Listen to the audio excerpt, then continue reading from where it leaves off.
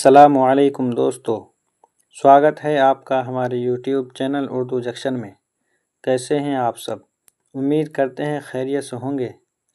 आज हम आप लोगों के लिए लेकर आए हैं उर्दू कवायद का थ्योरी, जो कि आपके एग्ज़ाम के पॉइंट ऑफ व्यू से बहुत ही अहम है। उर्दू कवायद हर कॉम्पिटिटिव एग्ज़ाम में और चाहे बोर्ड हो चाहे कॉम्पिटिटिव एग्ज़ाम हो, हर एग्ज़ाम में उर्दू कवायद से सवाल आते हैं। तो आप भी अगर उर्दू सीखना चाहते हैं, उर्दू के सवालों को आसानी के साथ हल करना चाहते हैं, तो आप हमारे चैनल के साथ जुड़े रहें एग्ज़ाम तक। तो चलिए शुरू करते हैं बिना किसी देरी के। तो सबसे पहले हम जानेंगे उर्दू कवायद के बारे में कि उर्दू कवायद क्या मतलब होता है। उर्दू कवायद उसे कहते हैं कि जिस तरीके से किसी भी चीज़ को चलाने के लिए, किसी भी चीज़ को सही ढंग से चलाने के लिए कुछ नियम और कुछ कानून की ज़रूरत पड़ती है, ठीक इसी तरीके से उर्दू को सही बोलने, उर्दू को सही लिखने के लिए कुछ कानून मुरतब किए गए हैं। उन्हीं कानून और कवायद को ही उर्दू कवायद कहते हैं। तो सबसे पहले हम जानेंगे कि उर्दू का मतलब क्या होता है। तो उर्दू का मतलब होता है लश्कर। अब हम आपको बता दूं कि लश्कर उसे क्यों कहते हैं। उर्दू को लश्कर इसलिए भी कहते हैं कि लश्कर में हर तरह का आदमी होता है। वो किसी भी ज़ात का आदमी होता है, किसी भी मज़हब का होता है। जब कोई भी जंग होता है तो लश्कर तैयार होता है। तो लश्कर में हर तरह का आदमी होता है, चाहे वो अमीर हो, गरीब हो, काला हो, गोरा हो, चाहे जिस गांव से हो, जिस बस्ती से हो, सब मिलजुल करके उस जंग में शामिल होते हैं, लश्कर में शामिल होते हैं। ठीक इसी तरीके से उर्दू भी है। उर्दू एक ऐसा भाषा है, उर्दू एक ऐसा लैंग्वेज है कि इसमें इसका कोई अपना वर्ड नहीं है, इसका कोई अपना भाषा नहीं है। उर्दू कोई मुस्तकिल भाषा नहीं है, बल्कि उर्दू, हिंदी, संस्कृत और इंग्लिश, ये 3 ज़ुबानों के वर्ड को मिला करके ही उर्दू भाषा का निर्माण हुआ है। तो इसीलिए उर्दू भाषा को लश्कर कहा गया है। उर्दू का मतलब इसलिए क्या है? लश्कर है। अब आगे हम देखते हैं कि कवायद का मतलब क्या होता है।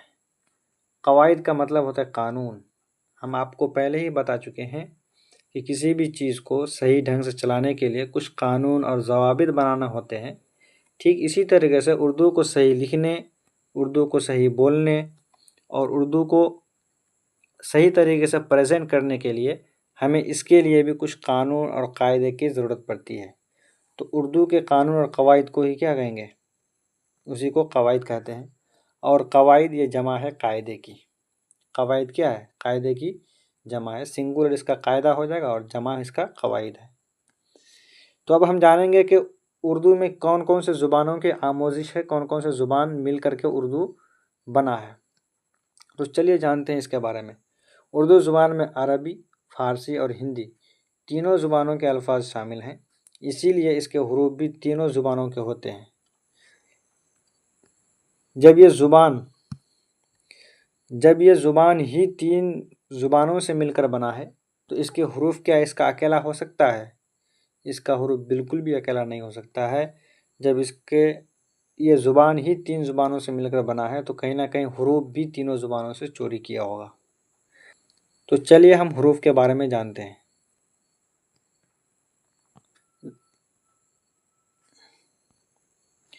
ज़ुबानों के एतबार से हुरूफ की तकसीम। तो देखिए अरबी हुरूफ कितने हैं? उर्दू में अरबी हुरूफ कितने हैं? 10 हैं। क्या क्या है? सा है, हा है, जाल है, ज़ाद है, ज़ा है, त्वा है, स्वाद, ऐन, गैन और काफ। ये 10 हुरूफ किसके हैं? अरबी हुरूफ हैं। कितने, कौन से हुरूफ हैं?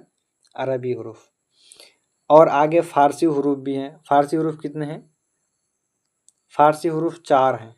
वो 4 क्या क्या हैं? पा है, चा है, जा है और गाफ है। इसको पे, चे, जे, गाफ ऐसे भी पढ़ते हैं। तो ये आप लोग याद रख लेना।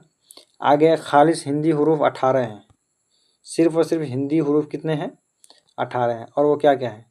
डाल है, रे है, हमज़ा है, वाव है, वो नून गुन्ना है, दाल, रे, ते में है लगाने से थे, दाल में है लगाने से धे, पे में है लगाने से फे, बे में है लगाने से भे, काप में है लगाने से खे, गाप में है लगाने से घे, چے میں ہے لگانے سے چھ، جیم میں ہے لگانے سے جھے، ٹے میں ہے لگانے سے ٹھے، ڈال میں ہے لگانے سے ڈھے۔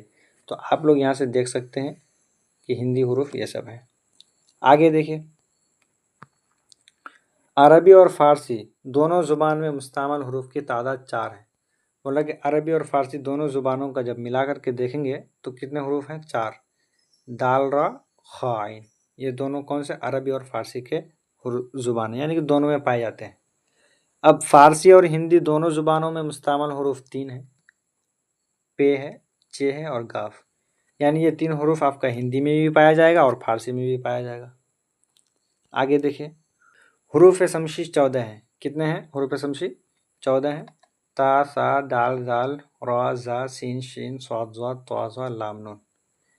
تو حروف شمسی کہتے کس کو ہیں؟ کہ ایسا حروف کہ ان کے ساتھ الف لام تو آتا ہے لیکن لام کا تلفظ نہیں ہوتا ہے، لام چھپ جاتا ہے، لام سائلنٹ ہو جاتا ہے، اور لام کے بعد والا حروف میں کیا آ جاتا ہے؟ تشدید آ جاتا ہے۔ تو دیکھیے یہاں پر لکھا ہوا بھی ہے، ان کے ساتھ یعنی حروف شمسی کے ساتھ الف لام آئے تو لام کا تلفظ نہیں ہوتا، یعنی لام پڑھا نہیں جاتا ہے، وہ سائلنٹ ہو جاتا ہے، اور لام کے بعد والا حرف کیا ہو جاتا ہے؟ مشدد ہو جاتا ہے۔ مشدد وہ حروف ہوتا ہے جس کے اوپر تشدید آ جاتا ہے۔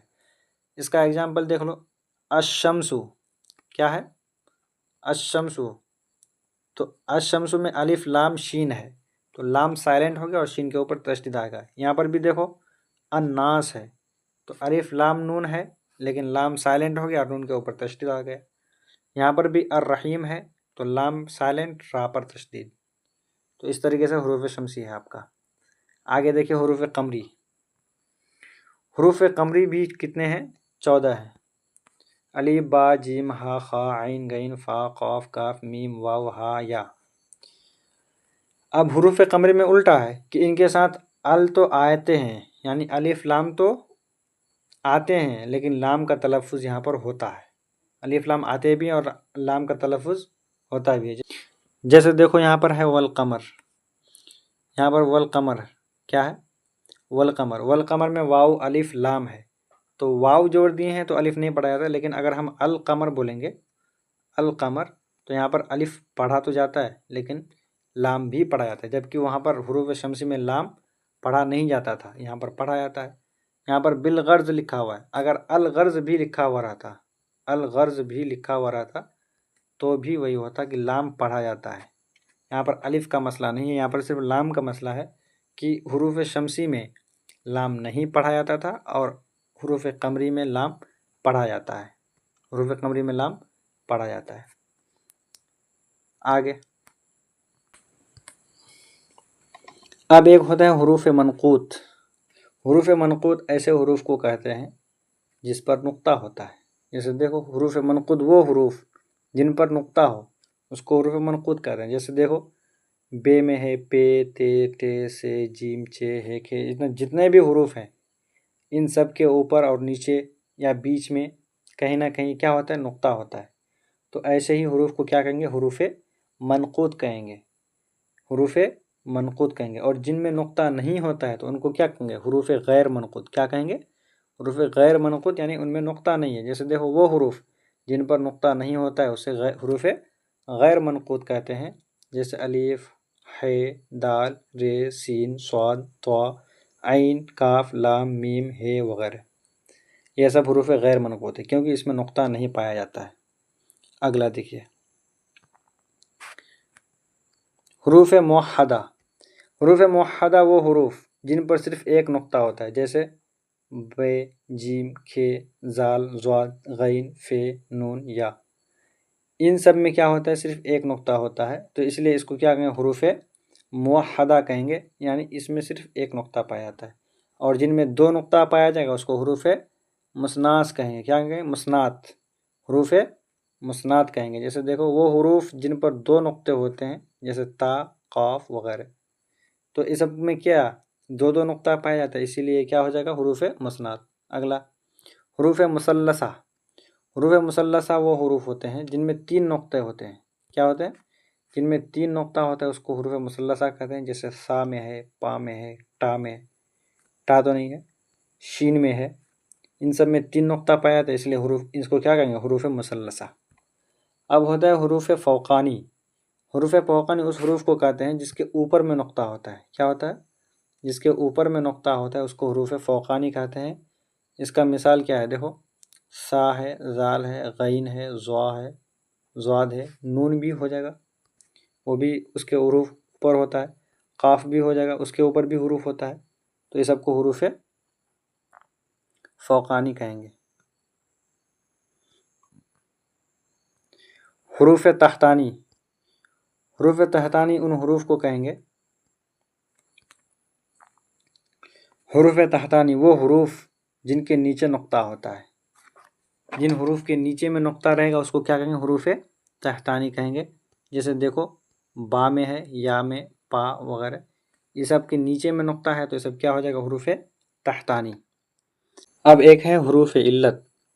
حروف علت وہ حروف ہیں جو تلفظ میں تقریباً ہر حرف کے اندر آتے ہیں اور آواز بنانے میں مدد دیتے ہیں. یعنی کہنے کا مطلب یہ ہے کہ اگر آپ الف بولو گے تو اس میں بھی الف آ رہا ہے. اور حروف علت 3 ہیں. کیا ہے؟ الف، واو اور یا. یعنی جس طریقے سے انگلش میں وویلس ہوتے ہیں اسی طریقے سے اردو میں حروف علت ہوتے ہیں. جیسے دیکھو، آپ الف بولو گے تو الف میں خود الف آ رہا ہے. اگر آپ با بولو گے تو با میں بھی الف آ رہا ہے. تا بولو گے تو تا میں بھی الف آ رہا ہے. اگر آپ واو بولو گے، واو، تو اس میں الف آ رہا ہے اور لاسٹ میں واو بھی آ رہا ہے. تو ہر حرف میں حروف علت آتا ہی آتا ہے. اس کے ساؤنڈ میں آتا ہے، یعنی جب آپ آواز نکالو گے تو اس میں آپ کا کہیں نہ کہیں وہ حروف علت شامل ہو ہی جاتا ہے. تو اس طریقے سے ہمارا حروف کا بیان ختم ہوتا ہے. کیسا لگا آپ لوگوں کو یہ ویڈیو؟ آپ لوگ کمنٹ میں ضرور بتائیں. اگر ویڈیو اچھی لگی ہے تو آپ لوگ لائک کیجئے، شیئر کیجئے دوستوں میں، اور سبسکرائب کرنا بالکل نہ بھولیں. تو ملتے ہیں اگلے ویڈیو میں نئے چیپٹر اور نئے ٹاپک کے ساتھ. تب تک کے لیے خدا حافظ.